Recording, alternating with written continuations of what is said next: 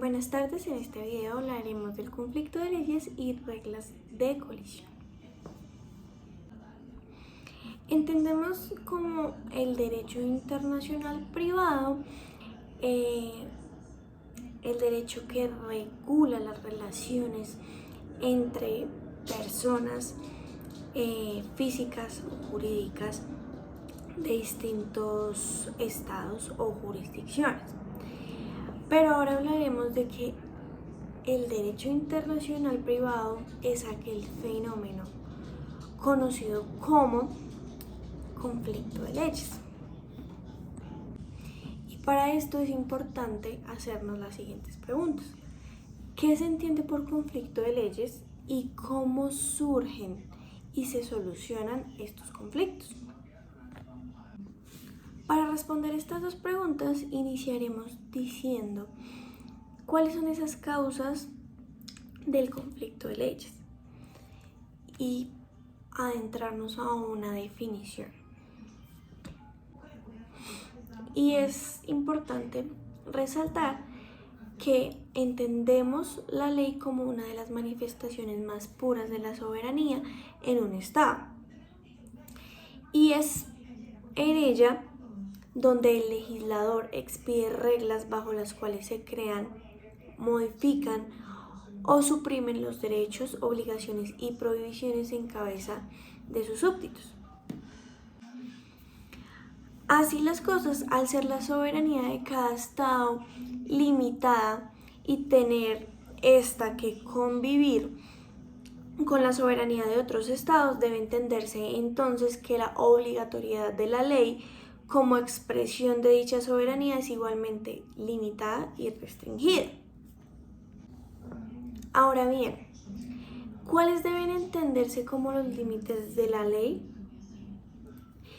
Y es importante recalcar que la ley tiene dos principales características, su permanencia y su generalidad. Y con respecto a ser permanente, quiere decir que es igual obligatoria para los ciudadanos de una sociedad. Y a su vez que es general, que quiere decir que es aplicable a todas las relaciones. Situaciones y hechos con relevancia jurídica que ocurran dentro del territorio sobre el cual se ejecutará la soberanía del Estado. Entendiendo esto, debemos establecer el límite dual entre las leyes, ya que la ley tiene un límite de carácter especial y territorial, que será obligatorio en cada uno de los territorios.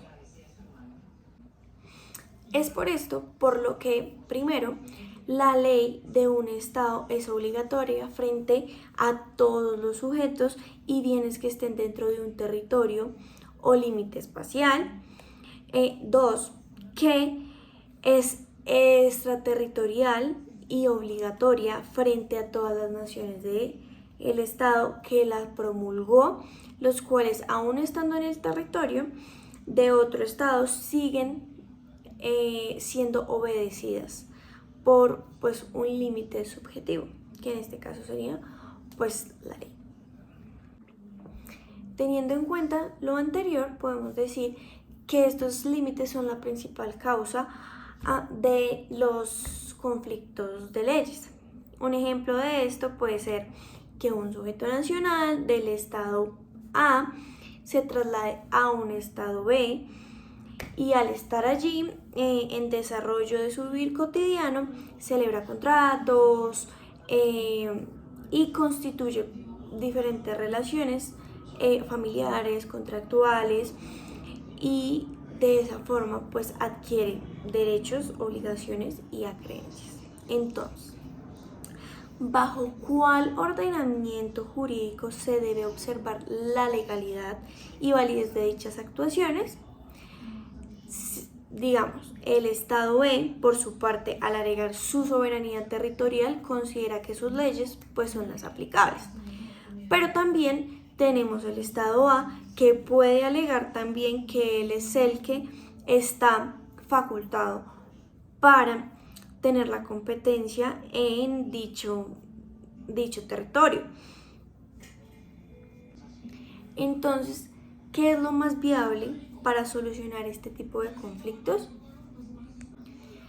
Por esto es importante definir y dar a conocer los elementos del conflicto de leyes. Y podemos decir que el conflicto de leyes es la concurrencia de dos órdenes jurídicos estatales materialmente diferentes. Lo que ya habíamos dicho anteriormente, que en virtud en una relación jurídica con elementos o puntos de contactos extranjeros se consideran aplicables y competentes para regular dicha relación o conflicto. O en otras palabras, es cuando a una misma relación jurídica le son eventualmente aplicables leyes de dos o más estados. Entonces, el primer elemento que podríamos mencionar es la relación jurídica, que es el elemento más obvio o más dado frente a un conflicto de estos, ya que debe haber algún hecho o acto que tenga relevancia jurídica y que cree este tipo de conflicto, que modifique o elimine algún derecho u obligación de carácter real o personal, ya sea mediante un contrato, un acto jurídico, unilateral, un delito civil que genere responsabilidad extracontractual o el acaecimiento de obligaciones o derechos con fuente legal o administrativa. Segundo, teniendo en cuenta el primer elemento de dicha relación jurídica, debe haber un elemento extranjero o internacional, es decir, que dicha relación jurídica se localice dentro del territorio o distintos estados, ya sea entre la celebración, el lugar de celebración de un contrato, el domicilio de las partes y el lugar de ejecución del contrato, o por la diferencia entre la nacionalidad y residencia de un menor en situación de adoptabilidad y los futuros padres adoptantes, o contraer un matrimonio. Entonces, los elementos extranjeros más relevantes de un conflicto de leyes son la nacionalidad, el domicilio, en ciertos casos la residencia habitual de la persona o de los sujetos que intervengan en dicha relación jurídica, el lugar de situación de los bienes inmuebles o muebles, el lugar de celebración y ejecución de un contrato y la ley estipulada como aplicable de las partes del mismo dentro del contrato y el lugar en que haya ocurrido un daño a causa de una responsabilidad extracontractual. 3. La pluralidad de estados y leyes aplicables. Es decir, que para que exista esa relación jurídica debe haber al menos dos o más estados independientes entre ellos con soberanía de igual forma autónomas la una entre la otra, cuyas leyes sean eventualmente aplicables a esta relación jurídica en cuestión.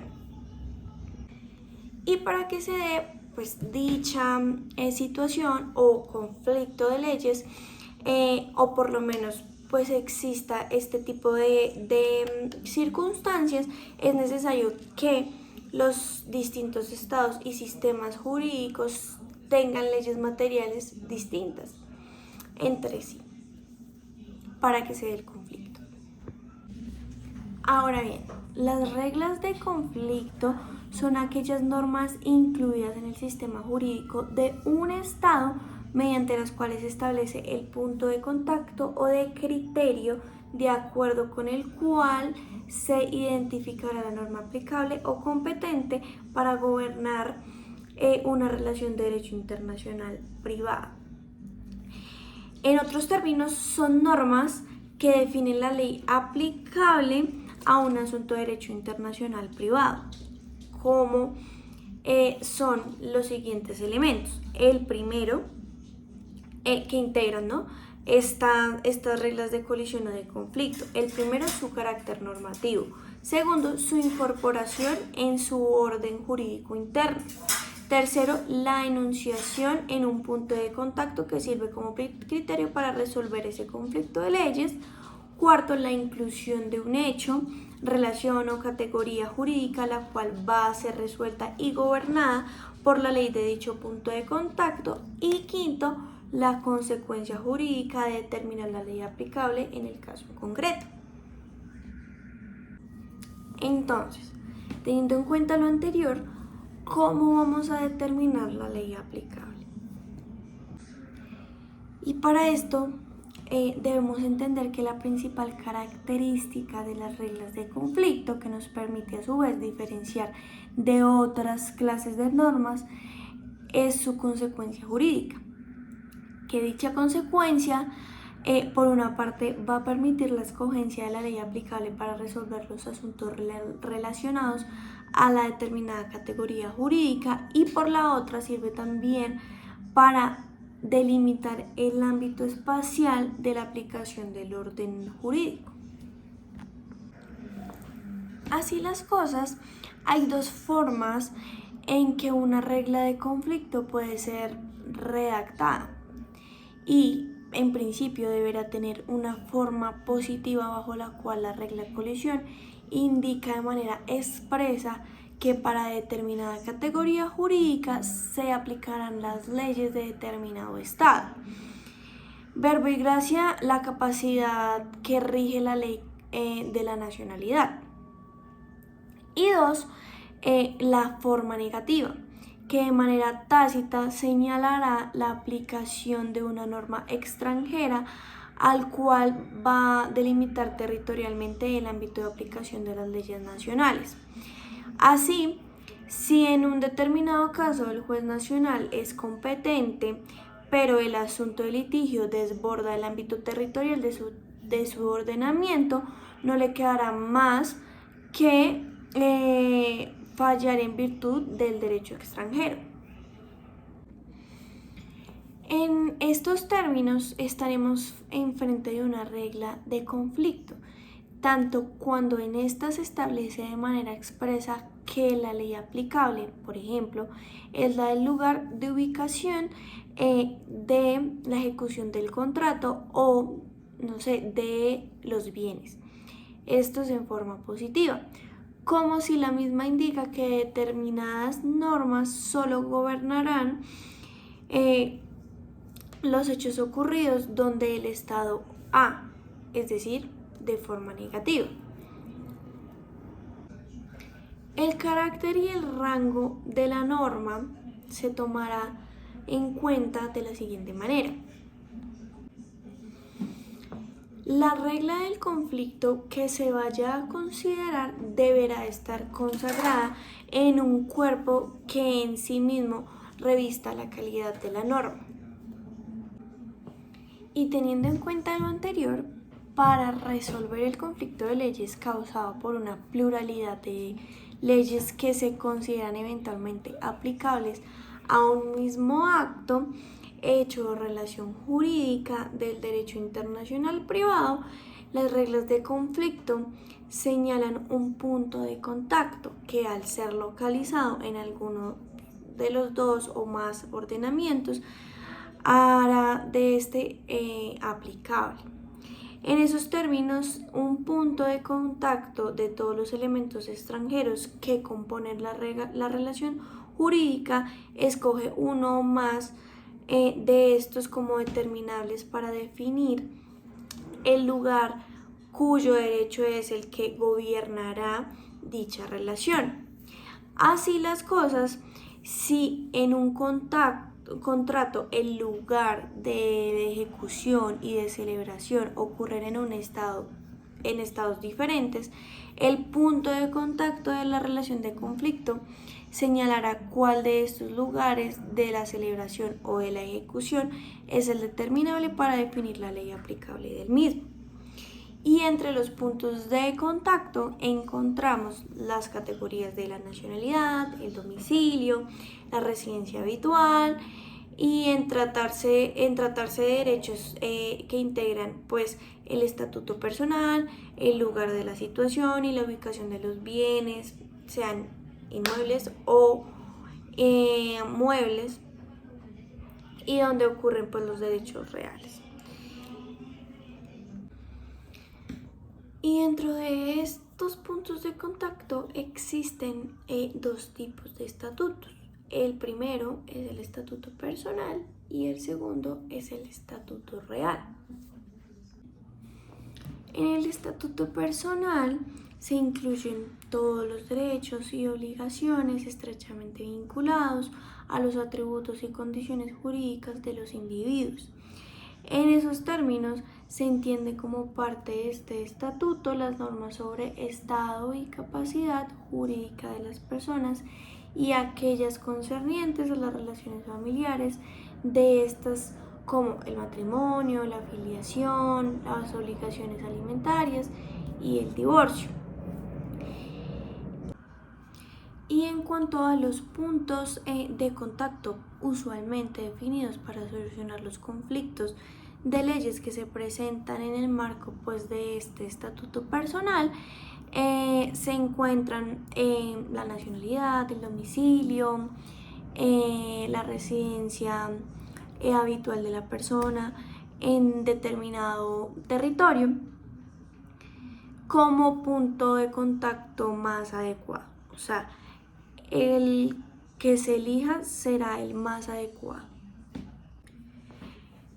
Como uno de los puntos de contacto en el estatuto personal es la nacionalidad, se va a tener en cuenta si determinada controversia versa sobre asuntos personales, las leyes del estado del cual las partes involucradas son nacionales serán las aplicables para determinar la misma. Y la razón porque básicamente, generalmente se prefiere la nacionalidad como punto de contacto es por el vínculo que existe entre el Estado y los individuos nacionales del mismo,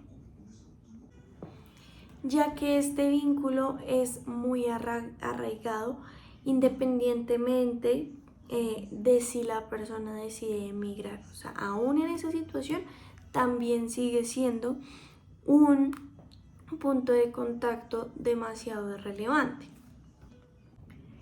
Como segundo punto de contacto dentro del estatuto personal se encuentra el domicilio.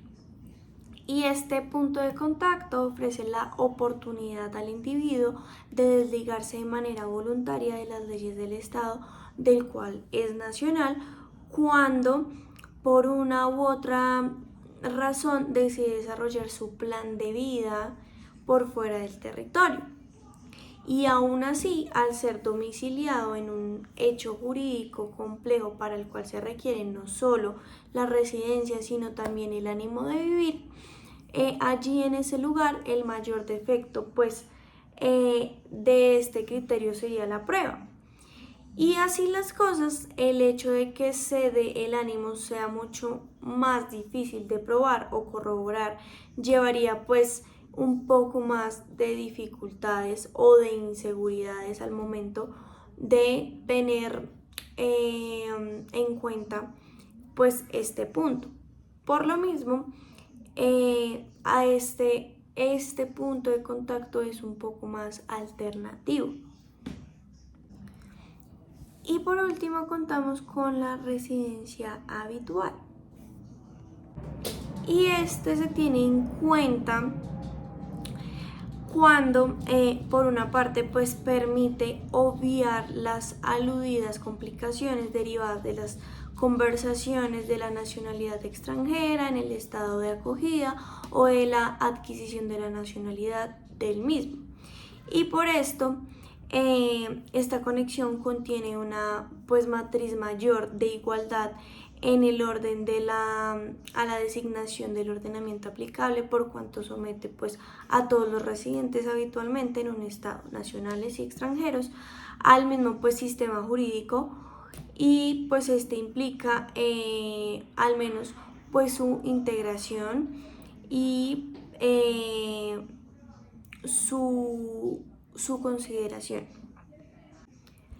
Y por último entendemos el estatuto real como el que está integrado por los derechos reales, tanto principales como accesorios de las personas, y que se incluyen pues el uso, el goce y la disposición de los bienes, así como pues las instituciones como la prenda, la hipoteca y la servidumbre. Entonces, la regla de conflicto prevaleciente para resolver el conflicto de leyes que se den en el marco de las mencionadas relaciones jurídicas es la del lugar de situación del bien objeto de la controversia. Y para entender esto debemos decir que el lugar de situación o ubicación del bien versará sobre aquellas controversias de los derechos reales que recaigan sobre bienes muebles o inmuebles. Y la ley del lugar de la situación de esto será entonces pues la ley aplicable. Seguido a este estatuto real también encontraremos el estatuto de las obligaciones, que como bien lo menciona la palabra, es donde incluyen todas las obligaciones y derechos que tenga como fuente un contrato, un acto jurídico o hecho antijurídico del cual se genere la responsabilidad extracontractual. Y dentro de este estatuto de las obligaciones encontramos subcategorías, en este caso dos, que son aquellas que se van a incorporar pues a las obligaciones contractuales, que están los contratos o contratos internacionales y las obligaciones extracontractuales. Del primero podemos decir que las relaciones jurídicas que surgen en virtud de un contrato ofrecen en sí mismas un vínculo de carácter pues complejo, en el cual se enmarcarán primero las normas de capacidad de los contratantes, los cuales en principio pertenecen a la categoría del estatuto personal, y también las formalidades impuestas por la ley para celebrar el contrato, y dos, las cuestiones referentes al fondo de lo acordado y la ejecución y cumplimiento de esas obligaciones. Y en ese sentido, al obedecer cada uno de estos aspectos a intereses y fines establecidos diferentes, se ha visto la necesidad de crear a su vez unas reglas de conflicto igualmente diferentes para cada uno de estos. Por eso existen ahorita otros puntos de contactos utilizados para resolver el conflicto de leyes que pues surtirán efectos por medio de la ley aplicable a la forma de los contratos y la ley aplicable al fondo de los contratos. En cuanto a la primera, podemos decir que todo lo concerniente a las formalidades externas que debe cumplir un contrato suele regirse pues por las normas del lugar de su celebración, entendiendo este como pues la localización, lugar o ubicación geográfico en el cual van a firmar ese contrato. Así las cosas, si en el estado B, entre un ciudadano del estado A y o otro del estado C, se suscribió un contrato de prestación de servicios que va a ser ejecutado en el estado D, dicho contrato deberá cumplirse con las formalidades de la ley que establezca o que exija el estado B. Y teniendo en cuenta el segundo, de dónde será la ley aplicable al fondo de los contratos, se tendrá en cuenta primero el lugar de ejecución y el lugar de la negociación. El primero se entenderá como el lugar en donde las obligaciones del contrato deben ser cumplidas. Y el lugar de la negociación es aquel en donde las partes trazaron y fijaron el contenido del contrato posteriormente que suscribieron. Y por último tendremos en cuenta la autonomía de la voluntad, que ha sido de gran relevancia en las últimas décadas para materializar el estatuto de las obligaciones. Y por otro lado están las obligaciones extracontractuales, que no van sujetos a un contrato, sino a un daño antijurídico o un delito civil generador de un daño o perjuicio. Y por último tenemos el estatuto procesal. Por regla general, los conflictos de leyes se suscitan dentro del marco de un proceso judicial. Y se puede ver que aquí existen multiplicidades de ordenamientos posibles para aplicar o resolver el mismo. Y por esto es importante categorizar este estatuto como estatuto procesal, ya que se va a tener en cuenta pues todas las normas procesales entendidas dentro del factor de competencia y de jurisdicción, los términos y etapas procesales que se deben surtir, dentro de esas pues las mismas acciones y oportunidades, teniendo en cuenta también las nulidades procesales, los requisitos de la demanda y los de la lo de la legitimación por activa, por pasiva, entre otras.